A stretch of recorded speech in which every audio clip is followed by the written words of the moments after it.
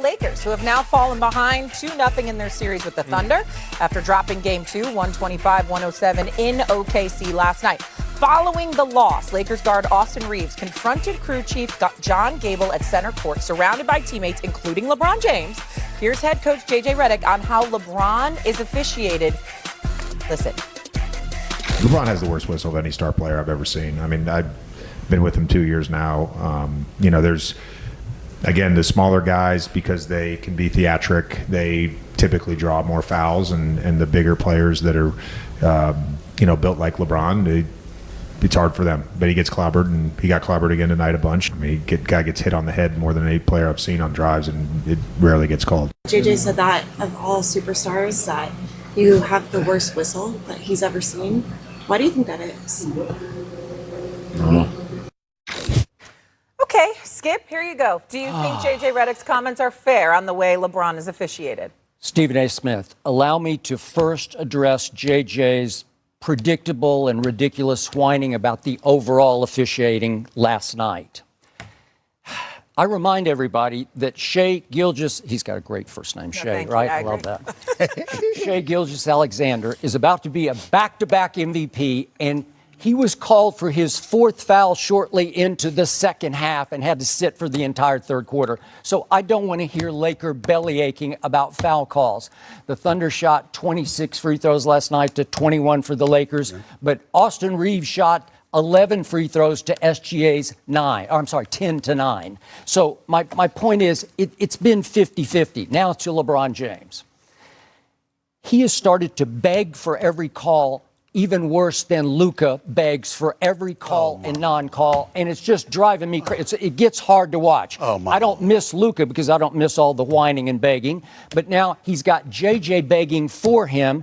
And here's the truth about LeBron James. Again, we're talking about age 41, year 23 LeBron. He's lost some of the respect of the referees because he does miss quite a few bunnies at the rim that he used to convert. He does not finish the way he used to finish. Shai Gilgeous-Alexander finishes like crazy at the rim, and he does get the respect of the whistle. So I just don't want to hear this about how poor King is not getting the foul calls at age 41 and has got the worst whistle that JJ's ever heard a superstar have. What happened last night was the Lakers came out and wanted to play football, and they played football in the first half, and it was an extremely physical game. And the Thunder said, okay, we'll play football in the second half. And now LeBron's saying, they're banging me. Everybody was getting banged because it was an extremely football. As usual, it's not what Skip Bayless says, it's what he doesn't say, okay? And that's what everybody has to pay attention to. Yeah, you can sit up there and talk about the Los Angeles Lakers whining because with Shai Gilgeous-Alexander on the bench, led by Holmgren, led by Mitchell and these cats, led by McCain, they were on a 22-4 run. There's no excuse for that. The Lakers lost the game. They lost to a better team. We understand that. But that doesn't mean that J.J. Redick was wrong. LeBron James is averaging over 5 free throws a game. He's got 5 in the first 2 games of this series total. That's number one. Number 2, on at least 2 glaring plays. When he was knocked to the ground, in the first quarter, that was clearly a foul that wasn't called. And how about, it should have been an and one, and they called it when he was fouled by Watson. I will give you that one. That was the only one I give you. The first one, too, when LeBron got knocked to the ground and he got up and didn't hustle back, by the way, because he was busy arguing with the officials. The clear physicality that the Oklahoma City Thunder was exercising, and you weren't getting those calls, that can be frustrating because what we do have to remember is what J.J. Redick said, Skip. What did he say? They're hard enough to beat. You got to call the fouls. In other words, they're coming into the series. They're clearly the inferior team. You're going up against the reigning defending world champions who has the reigning league MVP, the reigning NBA Finals MVP in Shea Butter, okay? And you know that they're at a decisive advantage. You got to make those calls. You don't have a shot. There's no shot at this being a series if you don't make the calls that need to be made. Not only that, we've been complaining about the officials all year long, about how the officials, I'm talking about everybody, league-wide. I'm still ticked off that Jaylen Brown got ejected in the San Antonio Spurs game. I mean, it's stuff like that. There are so many instances this year where you've seen officials drop the ball. And listen, we've watched the game from the days of Joey Crawford's and you know, it's just so many people. There's so many people that have refereed and officiated the NBA game. And historically, every game, there's going to be complaints about the officials. I get it. But this year has been conspicuously bad. We have watched one game after another, one team after another complain about the ineptitude of the officiating. And maybe that's because of some of the rule changes that have taken place. Maybe because the NBA really, really loves offense and because it's attractive to the view and eye. You got your new 11-year, $77 billion deal. You got an international audience that you're appealing to. All of those things come into play in terms of how the game is called. Maybe it's not them. Maybe it's the league office putting a heavy hand down upon them about calls not to make, calls to make. We don't know all of those things, but that does not mean that J.J. Redick does not have a point. LeBron James does create contact, no doubt. He's usually bigger, he's usually stronger, and you you initiate the contact, so you got to be able to take some of it.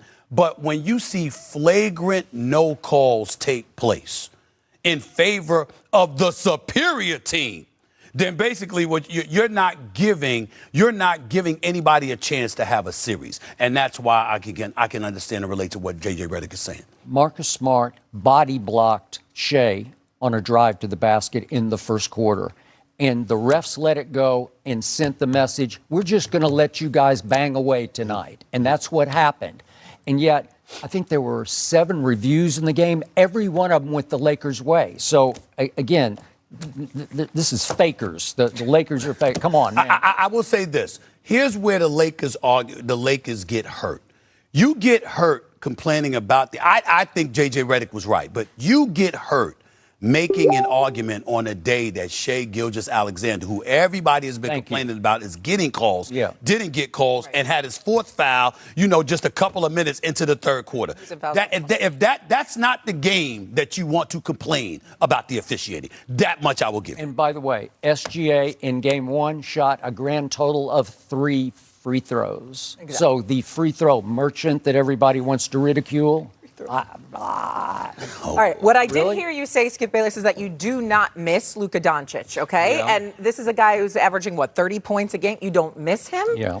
No timetable right now for Luka Doncic's return for the Lakers. But would having Luka impact this series in a different way?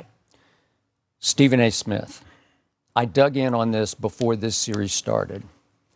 The Los Angeles Lakers are a better both ends of the floor basketball team without Luka.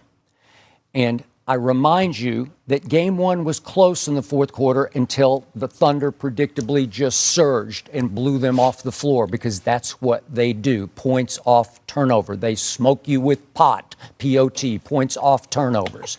That's what they do. And yet, remember, last night, it was a 5-point game with 8 minutes to go. So they were hanging in. They played a good basketball game last night. I thought LeBron overall played a really well-rounded offensive, defensive basketball game. He's been playing well this series. He has. And yet, I remind you, with Luka on just April 3rd, wasn't that long ago, at Oklahoma City in their final regular season matchup, what happened with Luka on the floor in the first half? Oklahoma City led at halftime 82-51. It was a mismatch with Luka. What are my issues with Luka? He is the most inefficient player in the league, and it ain't even close. Yes, he will lead the league in scoring, but he's going to lead the league in usage rate. He's going to lead the league in turnovers. He's going to lead the league in shots attempted. He's going to lead the league in threes attempted, in free throws attempted. And he dominates the basketball so much that with him, the Laker offense that moved the ball beautifully last night and created a lot of open threes, it just degenerates into a lot of standing around watching Luka dribble, and create a shot. And I give you, he is box office. He is in the lane offensive genius. Right. He is a genuine Hollywood star. Okay. I give you all of the above. But the problem is, the inefficiency comes because he's a career 35% three-point shooter and a career 76% free throw shooter. And you know, and I know, by his standards, those are pathetic numbers. So the math does not work, right? Here's what I would say to you. It's hard to win with this. We're not having a discussion about the defense. We